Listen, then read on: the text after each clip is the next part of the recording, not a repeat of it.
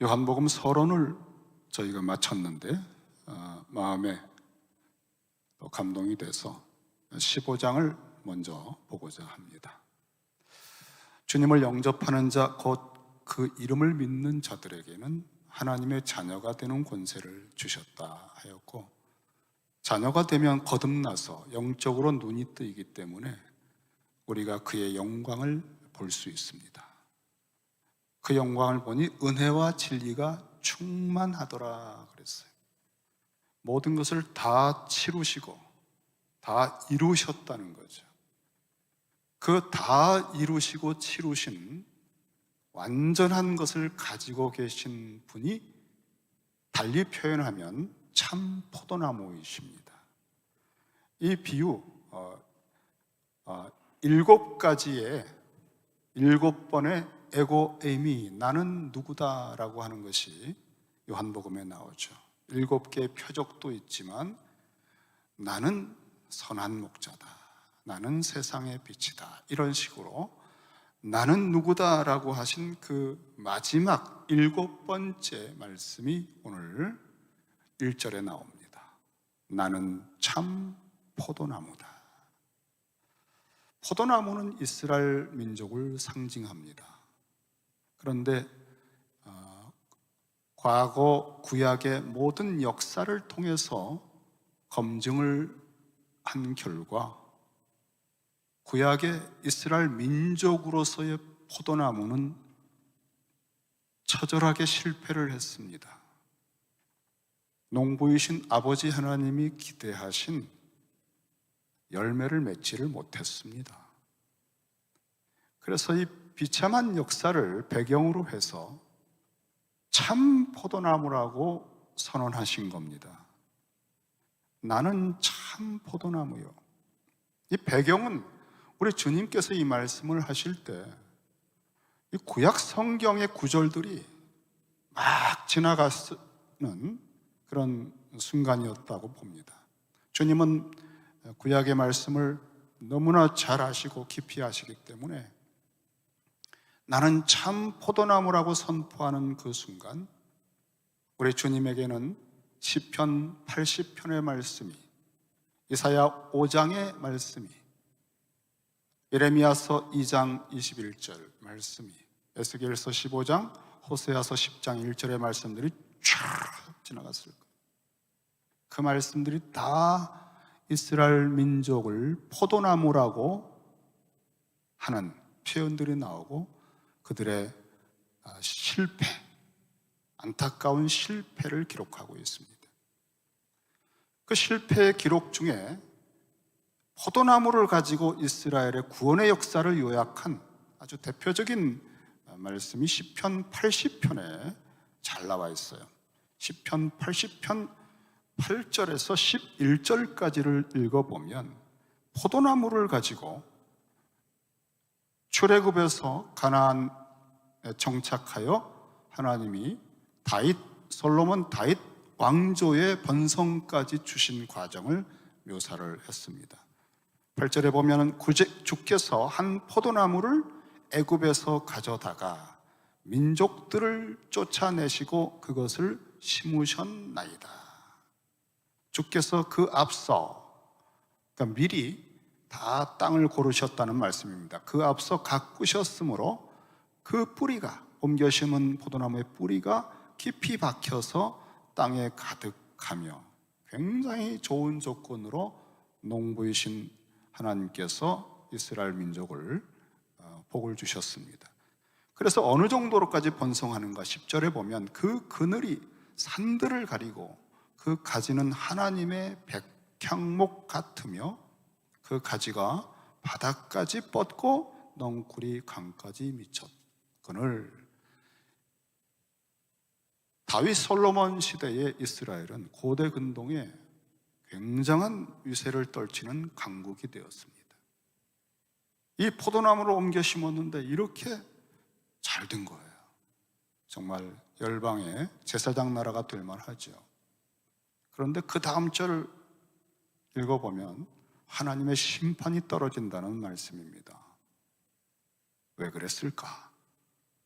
이러한 얘기를 이사야서 이사야 선지자는 이렇게 표현을 했습니다. 이사야서 5장 1절 2절을 보면 애통해하는 애가를 부르는데 이사야가 이렇게 노래하고 있습니다. 비통한 노래입니다. 나는 내가 사랑하는 자를 위하여 노래하되, 내가 사랑하는 자의 포도원, 이건 하나님을 말하는 거예요. 여호와 하나님을 사랑하는 자로 표현했어요. 내가 사랑하는 자의 포도원을 노래하리라. 내가 사랑하는 자에게, 여호와 하나님께 포도원이 있으며, 이스라엘 민족 하나님의 아들이죠. 하나님의 아들들이죠. 포도원이 있으며 심히 기름진 산에로다. 젖과 꿀이 흐르는 가나안 땅에 옮겨 심어 주신 겁니다. 2절에 보면 얼마나 정성껏 하나님 아버지가 농부로서 포도원 이스라엘 민족을 경영했는지, 땅을 파서 돌을 제하고 극상품 포도나무를 심었도다. 그걸 잘 지키기 위해서 그 중에 망대를 세웠고, 또 이제 잔뜩 기대하고, 이렇게 좋은 포도나무를 이와 같은 최적의 환경 속에 길렀으니 정말 모든 열방이 이스라엘 민족의 공동체의 삶을 보고 매력에 끌려서 다 하나님을 찬양하게 될 거다라고 하는 기대를 잔뜩 가지셨어요. 하나님이 출애굽을 시켜서 이렇게 기르신 거예요. 광야 훈련 시켜가지고. 그래서 이제 그 포도 열매를 맺으면 최고의 열매가 맺힐 것을 포도주를 만들 그 틀까지, 그 중에 망대뿐 아니라 술틀까지 팠도다. 기대를 하고 완벽하게 준비를 한 겁니다. 좋은 포도 맺기를 바랬다. 여러분, 포도는요, 열매를 맺는 거 외에는 아무짝에도 쓸 데가 없습니다. 꼿꼿한 막대기로 쓸 것도 아니고 꾸불꾸불하고 그러기 때문에 쓸 데가 없어요. 그냥 불 떼는 데만 들어가요. 기둥도 안 되고. 그래서 이 포도는 열매가 결정적인 목적입니다. 그래서 포도나무는 열매 하나 보고 기르는 거예요. 여러분이 포도나무에 붙었다, 여러분에게 하나님 기대하는 거. 그리스도인들은요, 세상에서 기업이 없어요. 오직 우리 주님을 닮아 열매를 맺는 것으로 세상에 소금과 빛이 되는 게 존재 목적이에요. 근데 그 맛을 잃었다. 보통 세상 사람처럼 취급받겠지 천만에요. 완전히 짓밟혀요. 한국교회, 이민교회 맛을 잃고 빛을 잃어버리니까 사회로부터 얼마나 수치를 당합니까? 그러니까 존재 목적이, 그리스도인은 잘하면 모든 사람들이 부러워해요. 하나님을 느끼게 해주고. 그런데 그 맛을 잃으면 정말 쓸데가 없습니다. 그리스도인들은 이거 잘 하셔야 돼요. 어중간히 양다리 거치려고 하는 거는 죽는 길이에요. 짓밟히는 길이에요. 작정하고 믿어야 돼요. 이 포도나무가 하나님이 그렇게 기대한 거예요. 열매를 기대한 겁니다. 그래서 열방에 자랑하고 열방의 빛으로 이채사장 나라로 쓰려고 했던 그 기대를 가지고 좋은 포도 맺기를 기다렸거늘 들포도를 맺으면 어찌 됨인고. 여기서 이제 억장이 무너진 겁니다. 사실 그 노예를 10가지 재앙으로, 6월절 양의 죽음으로 끄집어내서 그 포도나무를 이렇게 옮겨 심어서 온갖 정성을 다했는데 써서 먹을 수가 없는 들포도만 맺힌 거예요. 그러니까 이 하나님께서 이때로부터 너무너무 탄식이 나와서 지금 고소를 한 겁니다. 하늘과 땅을 불러서. 이게 유명한 이사야서의 포도원 노래예요. 시편 80편도 마찬가지. 결국은 하나님의 언약의 진노가 임해서 아수르에, 그리고 바벨론에 의해서 완전히 초토화되고 그냥 다 뒤집어 엎은 거예요. 포도원 멸망을 한 겁니다. 이게 이스라엘 민족의 역사예요. 포도나무 역사입니다, 여러분.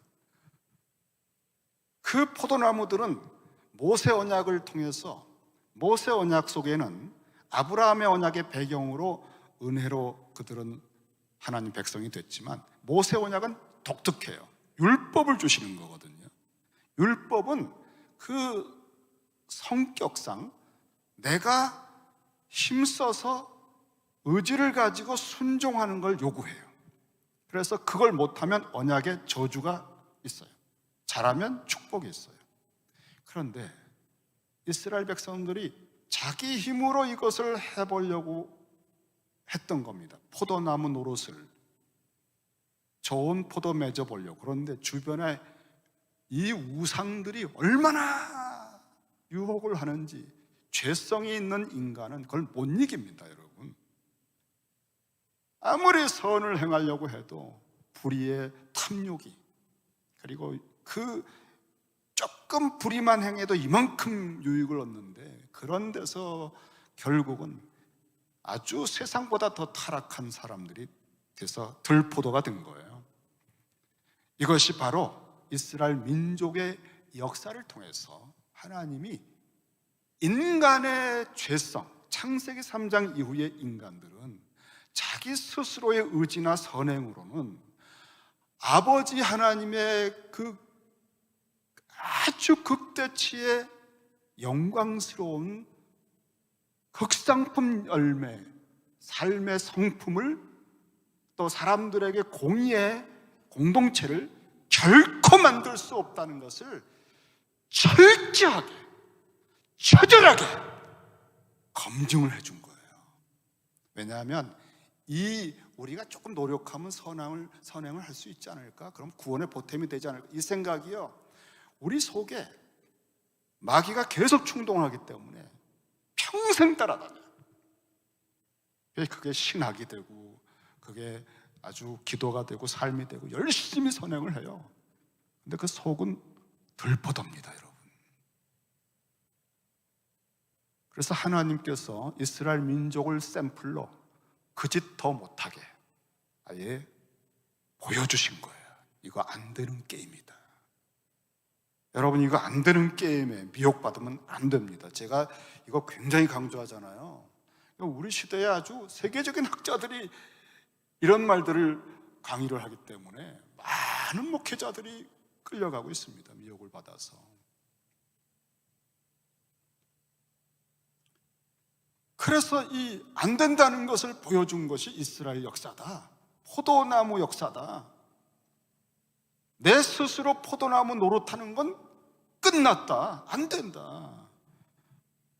예레미야 21장에 있는 말씀도 내가 너를 순전한 참종자 곧 귀한 포도나무로 심었거늘 내게 대하여 이방 포도나무에 악한 가지가 되면 어찌 됨이냐. 이방 포도처럼 된 거예요. 믿는다는 사람들이 안 믿는 사람하고 거의 비슷하게 염려하고 탐욕을 가지고 그렇게 살아가요. 여러분, 이것이 창세기 3장 이후에 죄성을 가진 인간들의 최선의 모습입니다. 안 된다는 거죠. 그래서 진짜 이스라엘이 필요한 거예요. 이들은 내 아들 내 장자라고 출애굽을 했는데, 진짜 장자, 진짜 하나님의 아들, 죄가 없는 분이 샘플로 새로운 길을 보여주기 전까지는 길이 없습니다. 그래서 이스라엘의 멸망을 배경으로 해서 아브라함과 다윗의 자손 중에 한 분이 성육신해서 나타나신 겁니다. 하나님의 아들로, 하나님의 장자로, 이스라엘로. 그래서 이스라엘이 했던 역사를 반복해요. 아기 때 애굽에 가셔서 출애굽을 하셔요. 애굽에서 내 아들을 불렀다. 그리고 이 주님이 이제 광야 40년 이스라엘 역사의 시험을 40일 동안의 시험을 받으세요. 그 시험에서 신명기 말씀으로 다 마귀를 물리칩니다. 에덴의 시험, 이스라엘 광야 시험을 다 완벽하게 이겼어요. 그리고 공생애 때 들어오셔서 본격적으로 율법을 지키지 못했던 이스라엘 과거의 실패를 회복하는데, 율법 정도가 아니에요. 그 율법의 본래 모습, 산상설교, 마음에 악한 생각만 해도 살인했다고 하는 그런 율법의 극대치의 깊이와 높이를 가진 잣대 앞에서 완벽하게 참된 이스라엘의 삶을 사십니다.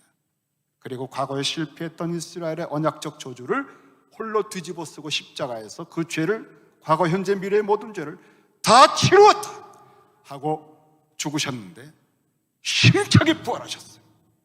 그러므로 이제 은혜와 진리가 충만하신 진짜 이스라엘이 등장한 거예요. 그게 바로 오늘 선언입니다. 나는 참 포도나무다. 내가 다 치루었다.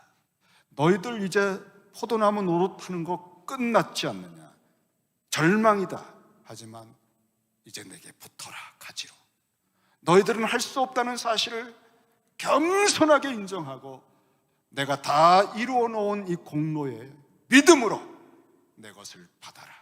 값없이 사서 먹으라. 이게 참 포도나무, 은혜와 진리가 충만하신 그 영광의 주님이 복음을 선포하신 거예요. 내가 참 포도나무다. 내가 너희들의 복음이다. 너희들이 실패한 모든 것이 절망으로 끝난 것이 아니라 내게 와서 믿음으로 나를 영접하고 내게 연합하면 너희들은 절대로 맺을 수 없는, 너희들 속에서 극상품 포도 열매가 맺혀진다. 그걸 하나님 아버지가 기대했던 거거든요. 여러분 스스로는 절대로 그 열매를 맺을 수가 없습니다.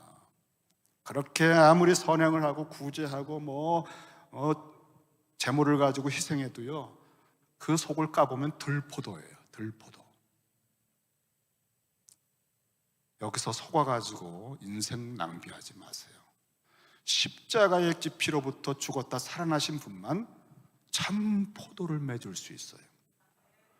아버지가 기대한 수준의 열매. 농부가 기대한 것은 그거거든요. 세상에는 들포도가 많아요. 몇백만 불 기부하는 그런 사람들 많습니다. 정말 죽는 것 같이 자기 몸을 희생해서 사람들을 돕고 정말 감동적으로 살아가는 사람들 적지 않습니다. 죄송합니다. 들포도입니다. 십자가의 깊이로부터 하나님 아버지의 연락하시는 수준을 이루어 드릴 것은 그리스도가 다 이루신 공로에서만 나옵니다. 이걸 정리하고 신앙생활 하시는 것이 짧은 인생을 살아도 진짜 열매를 맺을 수 있어요. 그리고 주님의 성품으로 성화가 이루어져요. 그러므로 나는 참 포도나무요 하는 이 말씀은 너무너무 고마운 말씀이에요. 이건 천지간에 막 쩌렁쩌렁 울리는 말씀입니다. 과거의 모든 인생들의 실패를 다 쓸어내고 이제 새로운 길이 열렸다는 거예요. 내가 그 길을 열어주마. 내가 그 문을 열어주마. 다 내게로 오라.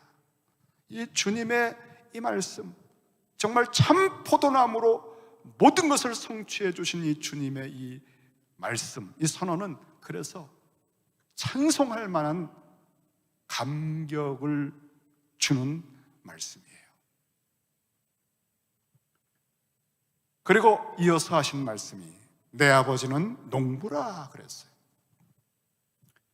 우리 주님에게는 하나님 아버지가 모든 것이잖아요.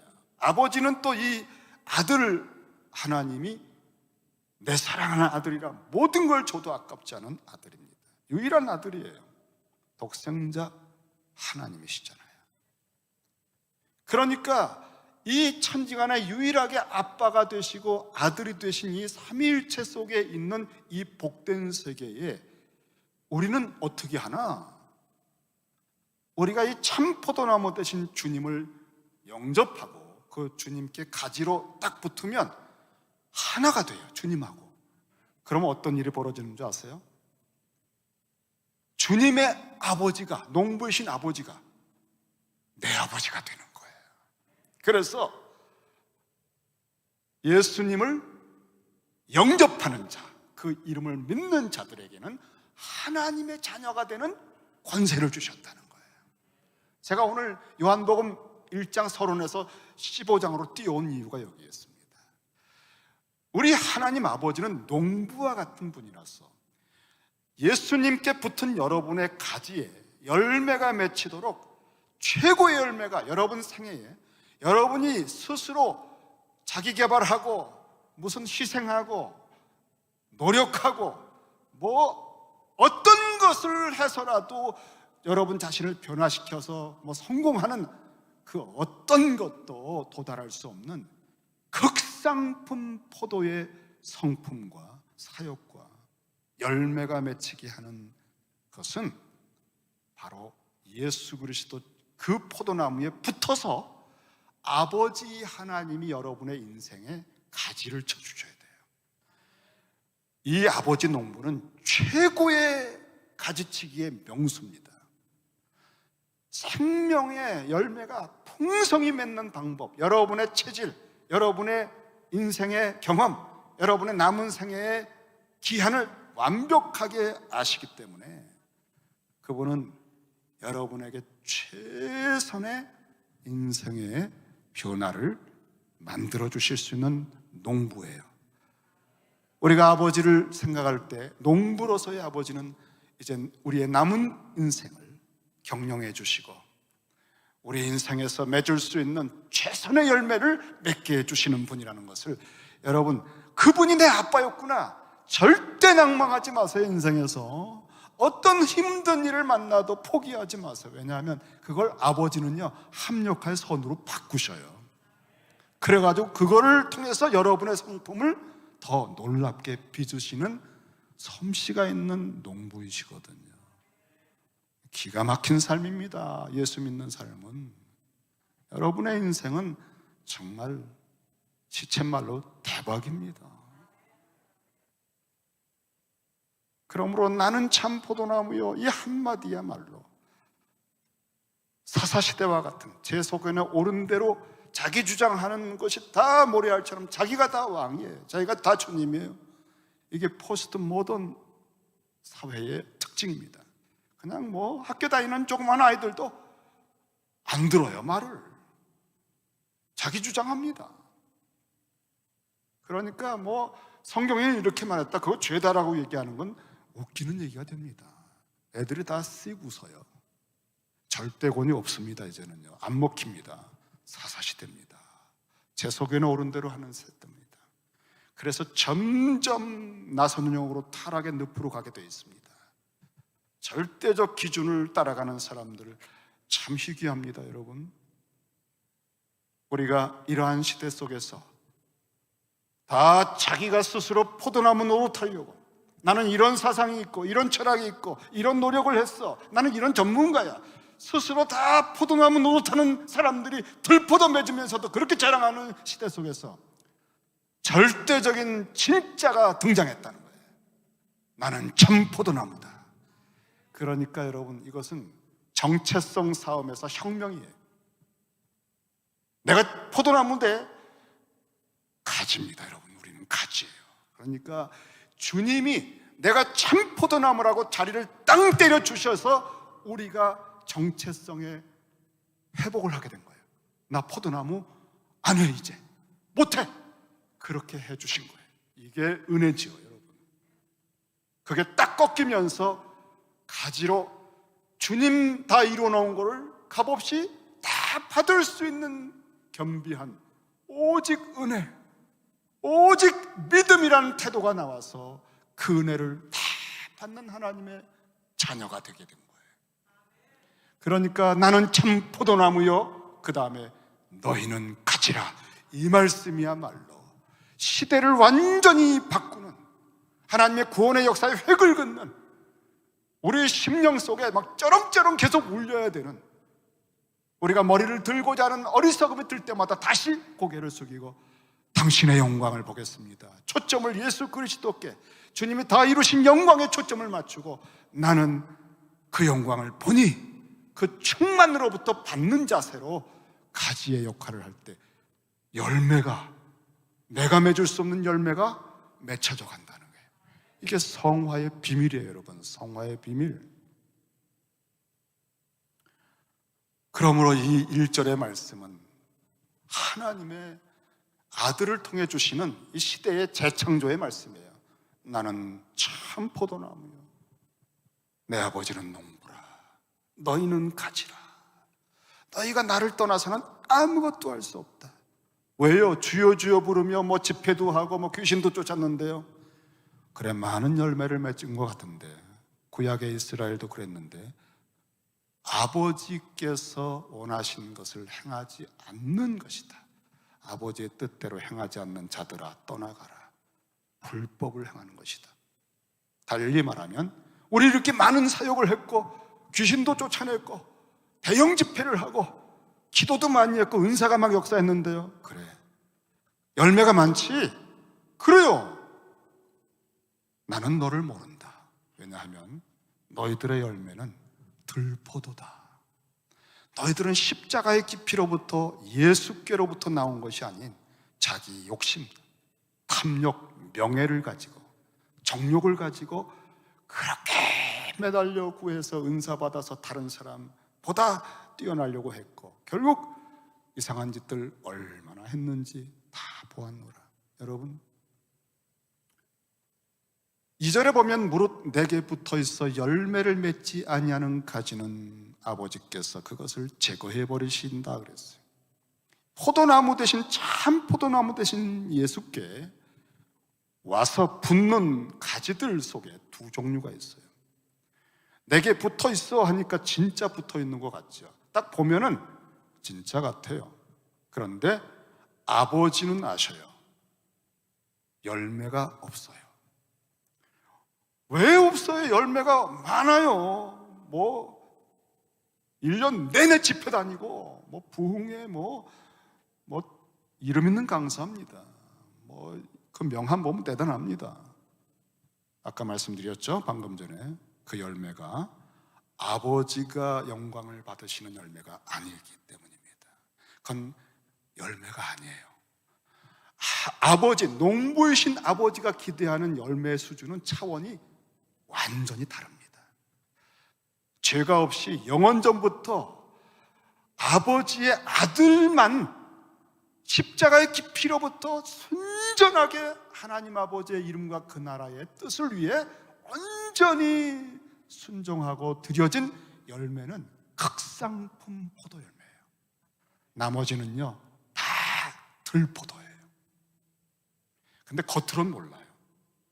우리가 목회자들을 볼 때 이력서 보고 몰라요. 설교 들어도 잘 몰라요, 여러분. 그 한 사역의 경력 봐도 잘 몰라요, 여러분. 주여 주여 우리가 주의 이름으로 귀신도 쫓았고 집회도 하고 얼마나 우리가 큰 수고를 했는데 나는 너를 모른다. 아버지의 뜻대로 행하지 않는 자들, 아버지가 기대한 열매를 맺지 않는 자들, 농부이신 아버지가 기대한 열매를 맺지 못했을 때 그토록 기대하셨는데 얼마나 가슴이 아프셨는지 구약 이스라엘을 다 초토화시켜버렸어요. 아버지가 기대한 열매는 우리는 맺을 수가 없다는 것을 가르쳐 주셨잖아요. 그럼 어떻게 맺느냐? 딱 한 가지 방법이 남았습니다. 완전한 아들이신 예수 그리스도가 다 이루어서 아버지께 온전히 영광을 돌린 그 포도나무에 붙는 겁니다. 그래서 나를 부인하고 주님의 것을 그 충만한 데서 받으니 은혜 위에 은혜가 되는 이 방법 하나만이 남았습니다. 역사 속에. 이 길을 가는 분들만 진짜 성화가 돼요. 그리고 진짜 열매를 맺어요. 그리고 그 열매만 진짜 하나님 아버지께 영광이 됩니다. 겉으로 볼 땐 많은 열매가 있고 감동적인 스토리가 있지만 우리는 주님의 십자가 속에 들어가서 내가 완전히 죽을 수 없는 내가 십자가의 힘으로 죽고 성령 안에서 거룩한 영이 나를 통해 조그마한 한 것이라도 주님의 열매가 맺혀진 것만 연락을 하십니다. 그래서 이 열매 맺지 않는 것, 겉으로 볼 때는 아무도 모르는데 그것을 제거해버린다는 거예요. 그 대표적인 것이 가룟 유다입니다. 그는 3년 동안 주님을 따라다니면서 진짜 주님에게 붙어있는 것 같았어요. 귀신도 쫓아내고 뭐 권능도 행하고 옆에 같이 11 제자들도 진짜 같은 동료인 줄 알았어요. 그런데 어느 날 사탄이 그의 속에 들어가서 주님을 팔아넘깁니다. 그는 한 번도 아버지께서 원하신 열매를 맺은 적이 없습니다. 그래서 속으면 안 돼요. 종말에는요, 이 거짓 교사들이 기가 막힌 이력서를 가지고 옵니다. 경력도 대단합니다, 여러분. 같이 만나보세요. 얼마나 부드럽고 그 미소하고 아주 세련되고 정말 사람을 홀립니다. 우리가 분별력을 갖지 못하면 그런 사람들에게 미혹돼서 신앙생활 또 10 몇 년 완전히 죽을 쓰게 돼 있어요. 따라가다가 그런 사람들과 사귀면서 뭐 같이 친교하다가 또 같은 종류가 되고 말아요. 그게 분별이 안 되잖아요. 마지막 때 주님이 분별하시잖아요. 열매로 알리라. 그러니까 여러분, 중요한 시점에서는 어떻게 하셔야 되는가 하면은, 내가 분별할 지혜가 없습니까? 꾸짖지 않고 주시는 아버지께 구하라는 거예요. 그러면 이 아버지가 아시는 열매가 진짜인가 아닌가, 아버지, 농부이신 아버지가 아시거든요. 그거를 주신다는 거예요. 지혜를. 기도하셔야 돼요, 여러분. 21일 작정기도 그냥 하는 거 아닙니다. 교회적으로 꼭 필요한 때입니다. 이 종말에는 깨어서 기도하는 사람들이 아니고는 이 분별력이 스스로의 힘, 자기의 어떤 경험 가지고 할 수 없어요, 여러분. 뭐 내가 인생 살아보니까 내가 다 사람 속이 다 뻔히 보이더라. 점치지 마세요. 스스로 속는 겁니다. 주님께서 우리 눈을 열어주셔야 돼요. 우리가 하나님의 아버지의 분별력을 구하고, 나도 그렇게 헛수고하지 않도록. 그런데 미혹돼서 따라다니다가 뭐 집회 따라다니다가 괜히 여러 가지 여러분 인생의 수고, 이 헛된 수고하지 마시고 진짜 열매 맺는 것은 예수께, 주님께 초점을 맞추세요. 그 초점을 맞춘 다음에 주님의 영광을 보셔야 됩니다. 그가 다 치루었다. 은혜와 진리가 충만하다. 다른 데 볼 게 아무것도 없어요. 다 죄인들입니다. 예수께 여러분 초점을 맞추고 영광을 보고 그 충만으로부터 받을 때만 은혜 위에 은혜입니다. 그때 아버지의 얼굴을 보는 거고 주님의 가슴 속을 보는 것이고 영원한 삼위일체의 교제 속에 우리가 들어가는 거예요. 두 번째로 아버지께서 이 포도나무 가지에 하시는 역할. 오늘 재직회 때문에 좀 일찍 끝내야 되는데 여러분 다음 주에 이 말씀을 또 나누십시다. 오늘 같이 기도하겠습니다.